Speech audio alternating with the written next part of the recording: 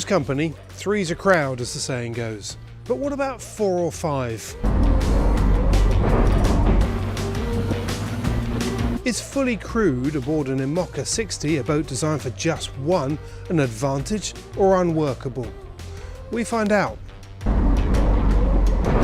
It's back, and this time it's the biggest mass participation event in the UK. How to get a six-pack. New boats. The link between super yachts and McDonald's, and plenty more in Dock Talk.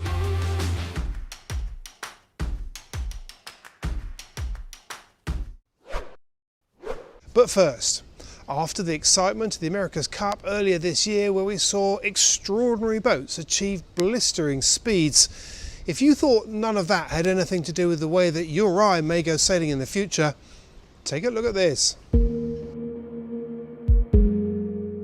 Looks familiar, doesn't it? But this is no cup boat. It's a 60-foot mini maxi built for inshore and offshore racing in the Med for Roberto Lecorte, who's probably better known for his previous boat, Super Nica. But this one's gonna fly. And just in case you're wondering, this is no fantasy. It's actually in build right now. It was designed by Mark Mills, so I jumped on a call, as they say nowadays, to find out more about this design and how it started. When Alessio Rosetto, who's a senior North salesman in Italy and sort of the chief sailor in Roberto's team, called me to say they'd been sailing these Persico 69 dinghies, and Roberto was just over the moon excited about it, and really wanted an offshore version of that. This proposal on the screen was what the very first thing I sent to them to give them some sort of taster about what it might look like. And because their focus is so very offshore biased, at first look felt that it was probably going to be necessary to have fully enclosed crew seating. So what happened after that then? So this was the sort of initial place that you started. As soon as we started looking into this seriously, the realization that almost anything extraneous to the core mission of flying has got to go. And so as a rule of thumb at the moment, every 100 kilos delays the takeoff speed by about 0.1 of a knot. What is this boat designed to do? What's the objective? What kind of racing and sailing did the client want to do? I think it's really nicely clear. So I'm going to use the word offshore in inverted commas, because a full offshore middle sea fastnet sort of race, I think, is not the target here. It's the Giralias, the 151 Milia. I think he'd love to do the Maxi World, sort of reaching around the islands. Those sort of day race, coastal / short offshore in the Med. That's it. That's the gig. I think as they get into it further, I would imagine it would be impossible not to try some record breaking. Whilst this boat looks surprisingly similar to those of us, looking at it from the outside, looks surprisingly similar to the concept of a cup boat. It's got a keel, which obviously the cup boats don't have. Yep. Why the keel?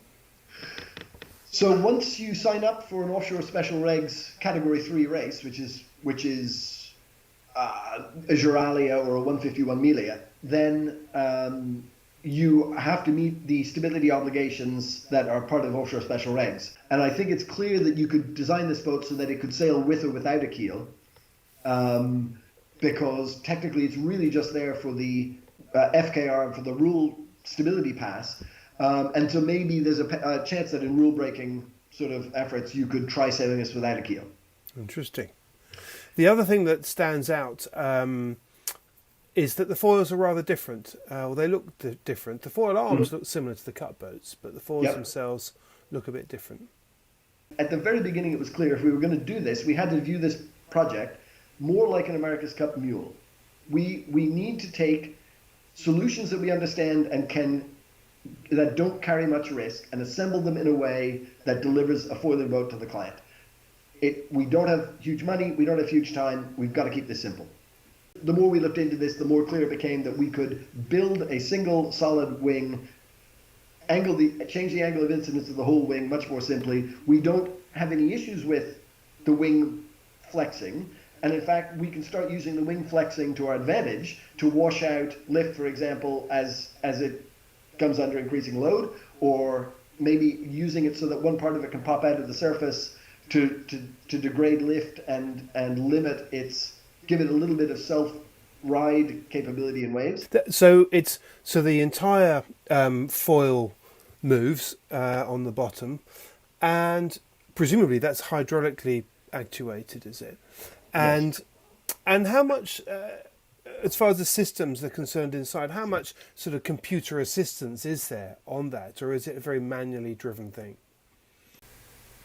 I think the TF-35 is the model that we're working on at the moment. And I think the reason that the TF-35 is such a good example is that it's a production class of boats built for good owner drivers who have managed to go sailing in a foiling boat without being, Jimmy Spitter. You tell the system the trim, and it works on, and the ride height, and it works on controlling trim and ride height, and it leaves you pretty free to steer the boat in azimuth and let the system take care of everything else. Reading the description on your website, you mention about Dan Bernasconi, who is clearly one of the key architects of the AC75 rule, and he's been involved in this. Tell us a bit about that.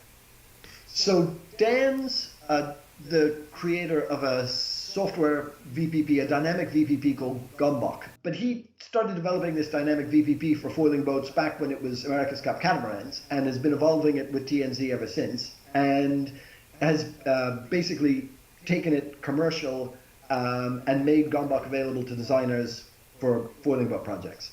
And so that was one of our earliest calls, was to Dan to figure out if we could use Gombok and how, because it not only gives you the VPP tool of understanding the design trade-offs of larger foils or smaller foils, or all these sort of things, but it actually gives you the ability to drive the boat with those foils and see how the boat behaves and start learning the sort of the characteristics and the procedures necessary to get, for example, from displacement sailing up onto foils.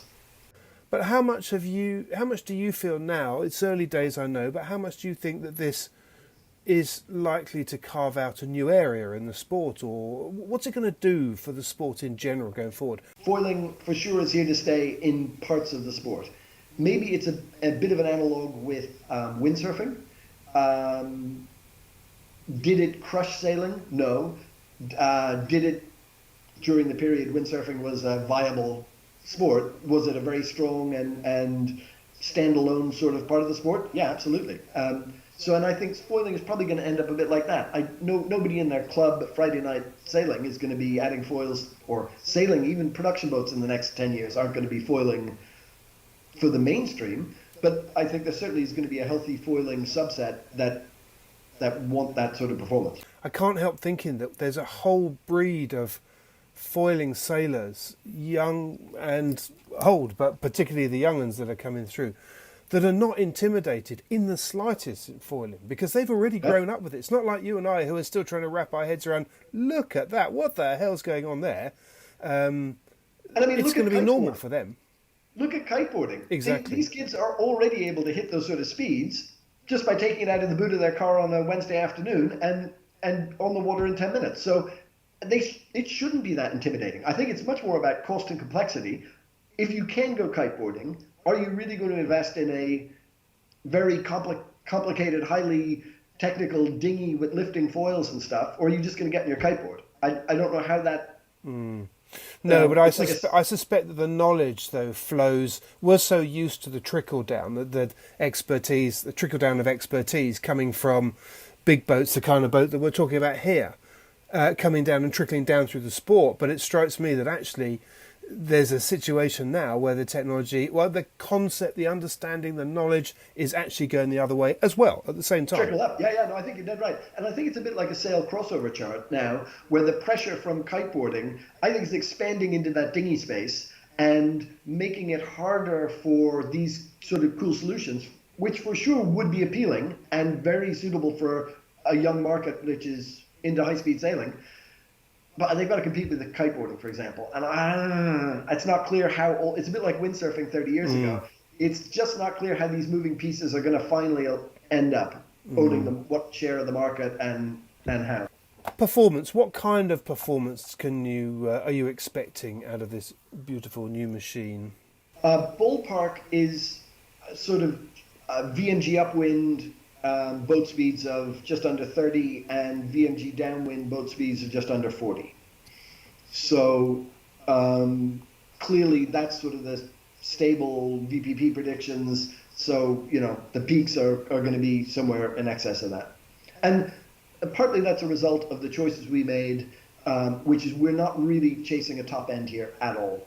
We're chasing early takeoff in the med because there's no point doing this if you need 12 knots of breeze to get going. And so all of our decision making at the moment is to try and make sure that we can get up and going.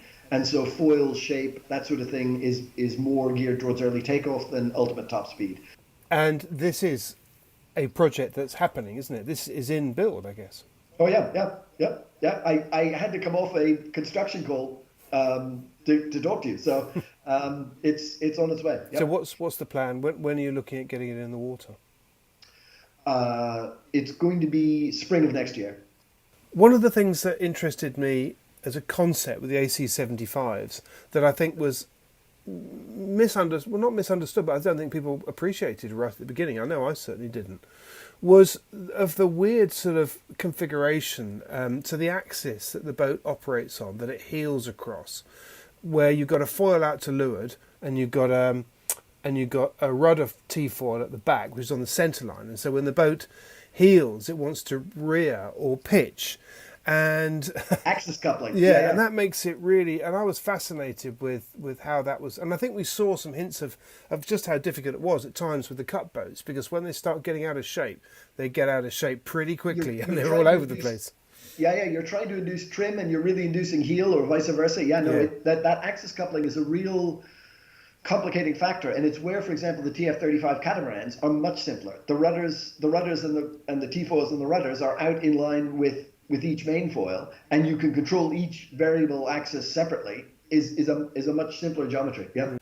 This whole thing is really wide open. It's new. There's no point in saying that you're going to get this fully refined before the boat launches. I think we've got to take this in baby steps. The first step is to build a boat we can go on a nice day, go sailing and make foil.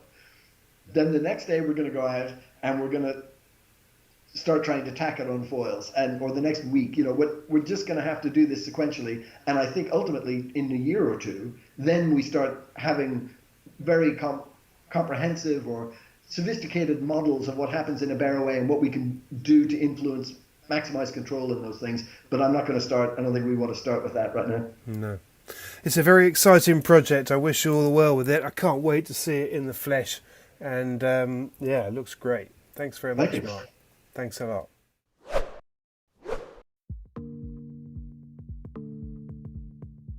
If you've sailed an X-yacht, you'll know that there are several key things that this Danish yard delivers. A silky smooth feel and the ability to change gear quickly and easily. The new X56 is said to be no different, and while you can handle her almost entirely at the touch of a button, that's not the main reason why this luxury blue water cruiser offers such versatility. Her new bow design provides an important clue. It's been designed to accommodate 3 furling sails as far forwards as possible, an 88% self-tacking jib, 106% Genoa, and an overlapping Code Zero.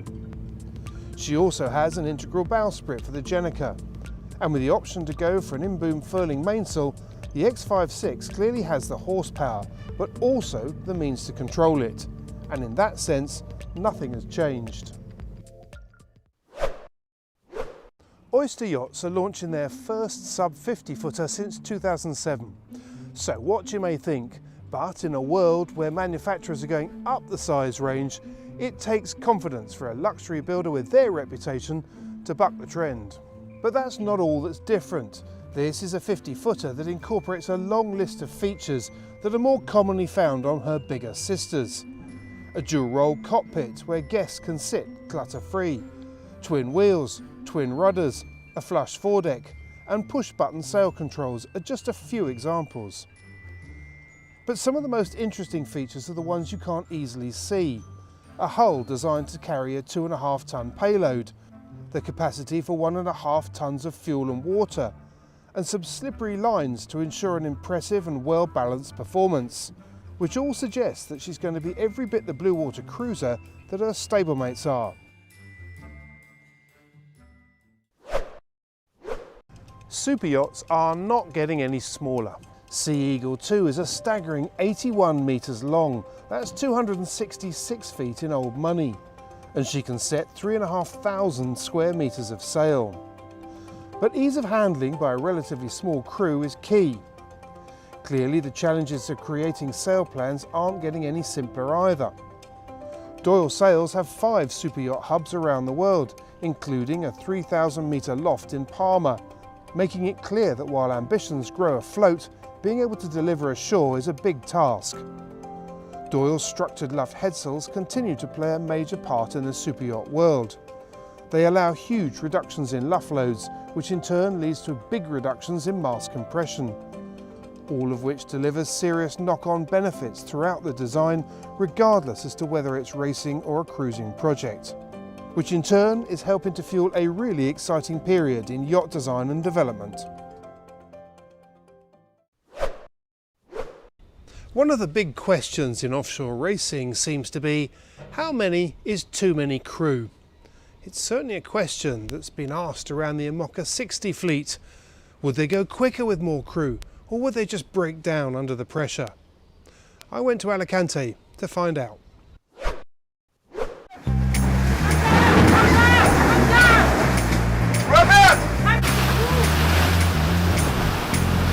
Since the IMOCA 60s became part of the plan for the ocean race, there's been much debate about how this would work in practical terms. Would putting a full crew on a boat designed for one actually work? And is 4 really a full crew? It might be for a solo sailor, but to someone more used to a VO65, it might still feel rather lean. Would there be enough space? How much harder could the boat be pressed? And would they actually be quicker? The Ocean Race Europe provided the first opportunity to answer these questions. And who better to give us an insight into this than someone whose background is both in Olympic campaigns along with 2 round-the-world races with a full crew. The most obvious difference with the IMOCA is that it's set up for very short-handed sailing and particularly that not to be driven. You know, when they're racing in the one day, I think over 90% probably most of the time they're not driving, it's on the autopilot. So for me that was a bit of a shock, realising that we won't really be steering in the race, or so I thought. And it's quite hard to drive. It's with the tiller, when it's windy it takes quite a lot of force, and also to find somewhere to sit and to drive and be able to see. And then inside the boat, yeah, I mean it's really designed for one small person, I think, so it's pretty cramped. And the other thing is that, I mean, they're quite high-tech machines. Ours is older design, but still it's a lot lighter, the boat. So you feel that in the acceleration, but you also feel that on how hard to push. And I'm pretty used to the Volvo 65s, which basically you just push and push and push on them, and you know, they've been around the world twice, they're going around again, they don't break. And I think the IMOCAs can. So knowing how hard to push and how far to take the boat is pretty new. Another aspect that's new is the makeup of the crew, especially on Offshore Team Germany, with an impressive mix of high-level inshore and offshore experience. I think the great thing on our team with Offshore Team Germany is we have this real mix on board. So Robert Staniek, our skipper, is obviously from an Olympic background, and Philip, and then we also have Ben, who's navigating, who's just done the Vendée. So when we first came together, it was quite funny kind of pooling our skills. And the first training session we went out, and my job is mostly kind of organising the manoeuvres, in the manoeuvres, sort of running the pit. So we did some peels and we came back ashore, and Ben said, "Oh, that was cool. I've never peeled in an IMOCA before." I was like, "What? You've just been around the world in one." But obviously it's completely different how you sail it. And I think I've also had to learn to sort of take a step back a bit, because some things I want to make them go faster, but you just can't. You know, the way that the boat's set up, you can't do the manoeuvres any quicker than a certain way. You have to do it in series. So I think we're really learning off each other. And also with only 4 sailors, I mean, I would love to change the stack every 10 minutes, but you can't really do that. So I think just finding where the energy management is and, you know, what you prioritise. So what about sleep? Solo sailors are well known for napping, while those with a full crew more used to a watch system. So how does this work? Yeah, I'm missing the 4 hours off. Not that it was ever really off, but like the potential of 4 hours off on the 65. We have a watch system where we're having an hour and a half off, if you get that.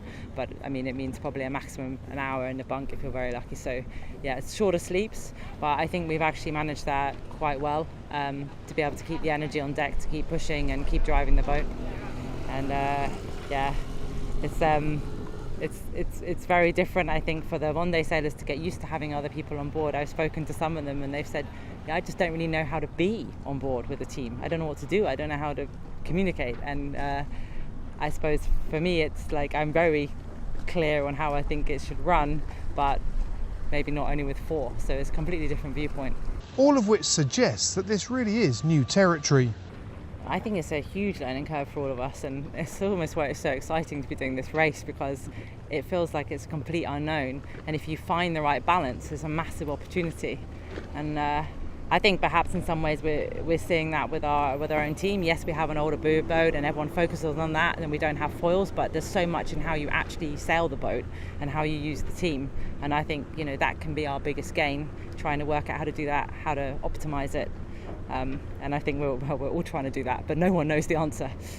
Aboard their boat, there were more crew with inshore experience in the team. So what did they bring to this offshore race? Yeah, the great thing sailing with Robert and Philip on the boat is that although we sailed for different nationalities, there's kind of a way that you train and a way that you learn and you race. I think in the Olympics there's a sort of discipline that's hammered in, and an attention to detail. And so it's really easy to sail them because it's almost like we have the same language, even though we speak different languages.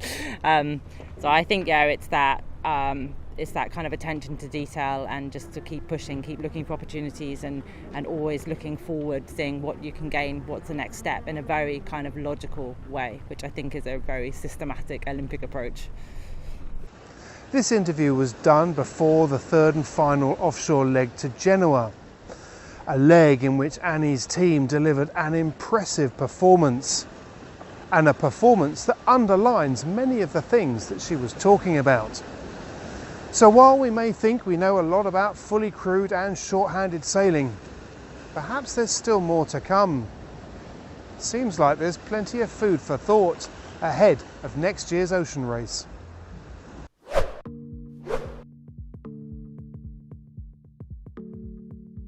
Fancy a six-pack? When it looks like this, who wouldn't? The Persico 69F is an exciting foiling one-design monohull, but it's more than just a wickedly quick boat. The six-pack rental formula provides a fleet of Persico 69Fs for a variety of full-on events. The Youth Foiling Gold Cup is a 3-event international youth circuit for under 25s. The Persico 69F Cup is 4 international Grand Prix events, which consist of 3 days of training with experts and 3 days of racing. But the 69F project is also about taking foiling deeper into the mainstream sailing world. Olympic medalist Santiago Langer has created a foiling academy in Mount Chesney on Lake Garda, joining the 69F programme. Alternatively, you can sign up for a custom experience organised by the 69F team, either as an individual, a team or a group. Or you can rent one or all of the 6-boat fleet for your own event or project. Or maybe just buy one. Tempting, isn't it? As aspirations get bigger and the superyacht world continues to grow, one of the constants that remains is handling. Sophisticated control systems mean that it's never been easier to sail a superyacht, but sail handling is one of the critical areas. Wreckmen know this. They've been in business for 130 years. They know that reliability is crucial, and that longevity is what makes them stand out. From a full manual emergency backup system to double axial swivel ring bearings, just 2 examples of what make their RF90 furlers the default choice for many of today's superyachts. But what many won't know is that it is this quality and reputation that has driven the growth of their architectural business, from huge furling shade systems to shades for McDonald's in Leipzig. What happens afloat can often have quite an impact ashore. We're all aware that there's an immediate need for a radical change for the health of our planet and people, and the desire for a sustainable future has widespread support. But the reality is that putting theory into practice can be tough. 11th Hour Racing Team understands this challenge well. The team has produced a suite of assets designed to make sustainability accessible for any organisation, no matter the size or industry sector. They call it the Toolbox. Featuring multiple resources including how-to guides, case studies, templates and trackers, the Toolbox is designed for beginners and experts alike. From creating a vision to identifying issues, engaging stakeholders, reporting and communicating, the Toolbox will support anyone who's looking to implement change from the inside of an organisation.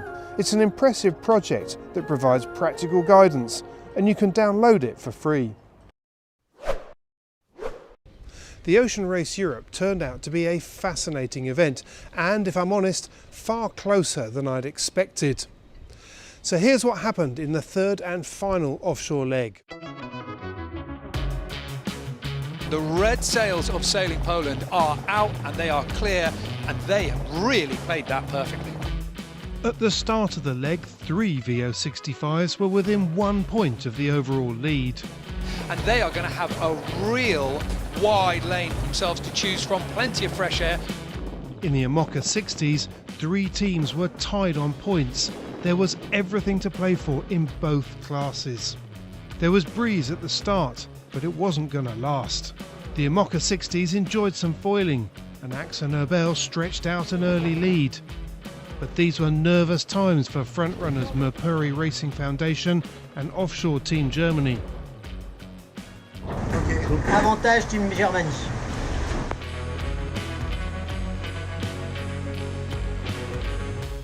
And fun though it was, the foiling was about to stop, and the stress levels start to increase. We have a bit of a split in the fleet again. After the first mark already, Poland and the Austrian team already chose to go offshore, while the rest of us are going inshore. Picking a route ahead of the drop in breeze was the first hurdle, and Simeon Tiempont summed it up. Who's going to be right in the end, you know? It's a navigator's game. And when the breeze shut down, teams were committed to living with the choices that they'd made. But it was agonising for all. It's a love and hate relationship. All day we didn't have much shade, and you're going to see a lot of lobsters tomorrow.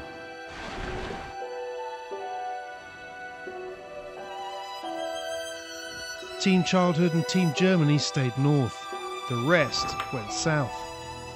Some have been here many times before. When it's really light, what is really important is never stop. And you have to be cool, because it's light until the end.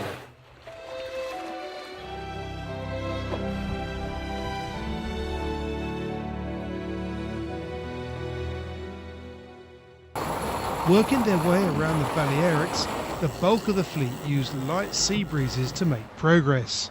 And when it was time to head north, the result of their choices were revealed. We know down there is Cannes and Monaco and Champagne and caviar. Here we're still on freeze-dried and salty water. In the VO65, Sailing Poland were leading the fleet. The overall race leaders and favourites in this class, Merpuri, were third, with Team Childhood in between. But Merpuri had proved on leg 2 that they were the comeback kings. And in the super light and fickle breezes on the approach to the finish in Genoa, they snuck through to win. What a comeback. Crazy, like it felt like 2 weeks of sailing. We managed to do it, it's incredible. For Offshore Team Germany, victory was easier. They'd led all the way and taken the win. Now it was the oldest boat in the IMOCA 60 fleet that led the class. And while the coastal race shuffled the pack a little, it did nothing to change the overall winners. After more than a year, when pretty much everything seemed to get cancelled, it was great to see one of the biggest sailing events in the world get back underway. 3, 2, 1.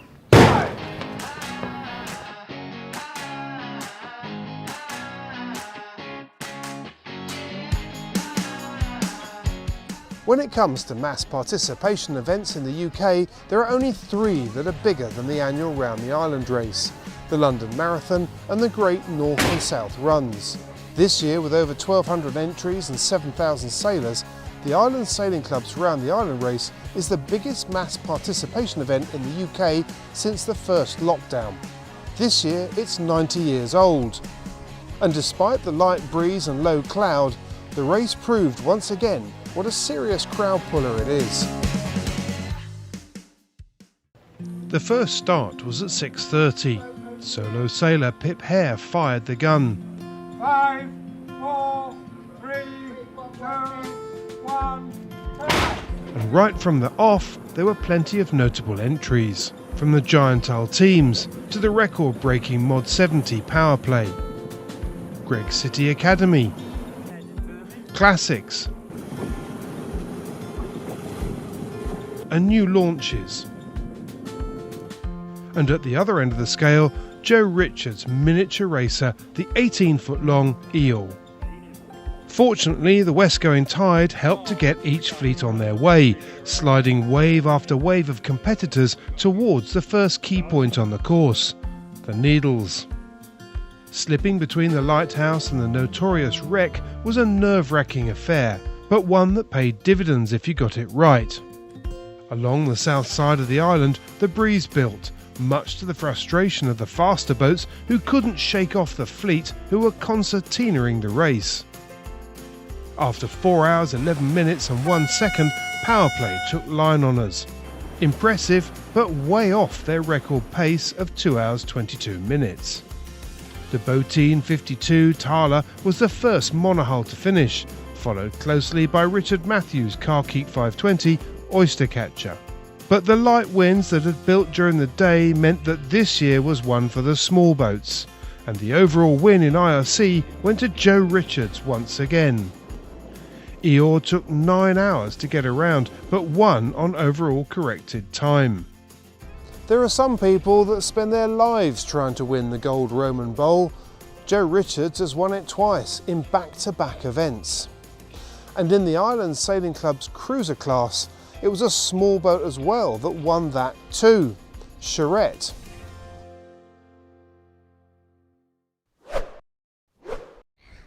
As I'm sure you've already seen, Dee Kafari has been producing regular reports for us on her progress in the double-handed class this season. She took part in the recent Round the Island race and produced a little blog for us on that, which you can see by following the link above or to the side, and if it's not there, it'll be in the shorthanded section on Planet Sail's YouTube channel. In the meantime, and as always, thank you so much for watching. Thanks for all your feedback. Thanks to those of you that have liked and subscribed to us already. And if you haven't, please do. It really does make a big difference. Apart from anything else, it helps us persuade YouTube that we are just as good as we keep telling them we really are. It also means that all our latest programs come up in your feed, so you won't miss anything. Anyway, until then, stay safe, stay well. Until next time.